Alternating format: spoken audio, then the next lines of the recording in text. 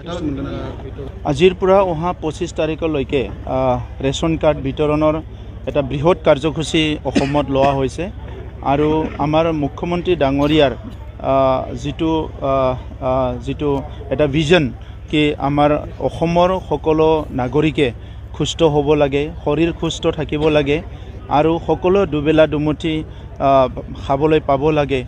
এই উদ্দেশ্য লৈ পেলাই এটা মাছ পিপুলক ইনভলভ কৰি পেলাই কেইমাহমান আগৰ পৰা এই প্ৰচেছটো আৰম্ভ কৰিছিলে আৰু এই প্ৰচেছটো সম্পন্ন হ'ল। এই বিহুৰ বতৰত মুখ্যমন্ত্ৰী ডাঙৰীয়াই ইমান ডাঙৰ এটা কাম অসমৰ ৰাইজৰ কাৰণে কৰিছে।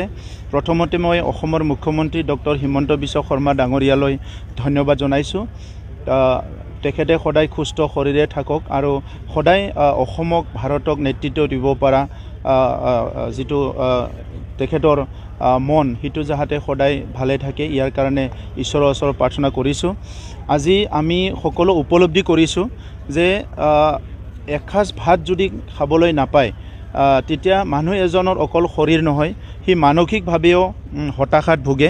আৰু যেতিয়া আমি খেতিয়কৰ পৰিয়ালৰ হিচাপে জানো, যেতিয়া আমাৰ খেতি ভাল নহয় তেতিয়া আমাৰ বহুতখিনি টেনশ্যন হয় যে এক বছৰৰ ধানখিনি যদি নহয় আমি কেনেকৈ খাম। কিন্তু এই আঁচনিটো যেতিয়া আহিল, অন্তৰ্দয় অন্ন যোজনা যিটো আঁচনি আহিল বা প্ৰায়ৰিটি হাউচ হোল্ড স্কিমটো যিটো আহিলে, য'ত 5 কিলো কৰি পাৰ পাৰ্চন এটা পৰিয়ালত পাবলৈ সক্ষম হ'ব পাৰ মান্থ, আৰু অন্তৰ্দয় অন্ন যোজনা যিটো আছে ইয়াত 35 কিলো কৰি পাৰ মান্থ পাবলৈ সক্ষম হ'ব। তাত এটলিষ্ট চাউলখিনি যদি পাই যায় তেতিয়া পৰিয়ালৰ মানুহখিনি সুস্থভাৱে থাকিব পাৰে, দুইটা ছাইডতে, এটা শাৰীৰিকভাৱেও এটা মানসিকভাৱেও। গতিকে আজি এই কামটো কৰাৰ কাৰণে বহুতখিনি সহায় আমাৰ দৰিদ্ৰ পৰিয়াল, মাৰ্জিনেলাইজ ফেমিলি, গ্ৰাম্য অঞ্চলত মানে বহুতখিনি সহায় হ'ব। আৰু ইয়াৰ কাৰণে প্ৰধানমন্ত্ৰী নৰেন্দ্ৰ মোদী ডাঙৰীয়াক মই ধন্যবাদ জনাইছোঁ, অসমৰ মুখ্যমন্ত্ৰী ডাঙৰীয়াক ধন্যবাদ জনাইছোঁ।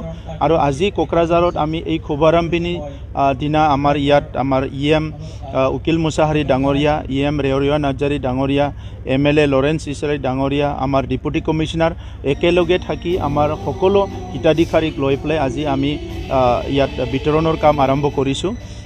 মই আশা কৰোঁ এই কামটো 25 তাৰিখৰ ভিতৰত সম্পন্ন হৈ যোৱাৰ পিছত অসমত সকলো এটা ভাল এটা ষ্টেবিলিটিটো আৰু অলপ বেছি আহিব, মই সেইটো আশা কৰোঁ। আৰু ইয়াত কোনোবা যদি বাদ পৰি যায়, এইটো পৰৱৰ্তী সময়ত তেখেতসকলে আৰু পাবলৈ সক্ষম হ'ব। অকল ৰেচন কাৰ্ডে নহয়, আমাৰ মুখ্যমন্ত্ৰী ডাঙৰীয়াই যে ইয়াত আয়ুষ্মানটো জড়িত কৰি দিলে, 5 লাখ পৰ্যন্ত বিভিন্ন শাৰীৰিক অসুস্থতাৰ কাৰণে যিবিলাক ট্ৰিটমেণ্ট লয় ইয়াৰ কাৰণে 5 লাখ পৰ্যন্ত ইয়াৰ কভাৰ কৰা হ'ব। উজ্জ্বলা গেছ সকলো পাবলৈ সক্ষম হ'ব। চ' তেনেকুৱা কৰি পেলাই যিটো ইজ অফ লিভিং বুলি কয়, সহজে জীয়াই থাকিব পাৰা, যে মানুহ এজনে সহজে জীয়াই থাকিব লাগিলে বেছিক নিডখিনি লাগিব, আৰু সেই বেছিক নিডখিনি প্ৰভাইড কৰাৰ কাৰণে আজি মুখ্যমন্ত্ৰী ডাঙৰীয়াই এই বিভিন্ন আঁচনিবিলাক ৰূপায়ণ কৰা হৈছে। যেনেকৈ ছেল্ফ হেল্প গ্ৰুপৰ প্ৰত্যেকজন সদস্যক 10,000 কৰি টকা দিয়া হ'ব। ইতিমধ্যে অৰুণোদয় আঁচনি দিয়া হৈছে।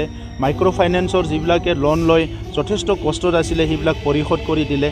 এই আঁচনিবিলাক এটাৰ পিছত এটা ৰূপায়ণ হোৱাৰ পিছত আমাৰ সাময়িকভাৱে আমাৰ নাগৰিকসকলৰ বা আমাৰ সকলো পৰিয়ালৰ এটা সুস্থতাটো লাহে লাহে বাঢ়ি অহাটো আমি দেখিবলৈ পাইছোঁ। আৰু প্ৰধানমন্ত্ৰী ডাঙৰীয়াৰ যিটো আত্মনিৰ্ভৰশীল ভাৰতৰ সপোন, এইটো বাস্তৱত ৰূপায়ণ কৰাত অসম চৰকাৰখনে বা অসমে 1 ষ্টেপ আৰু আগত আগুৱাই গ'ল এই কাৰ্যৰ দ্বাৰা, মই সেইটোকে আজি ক'বলৈ বিচাৰোঁ।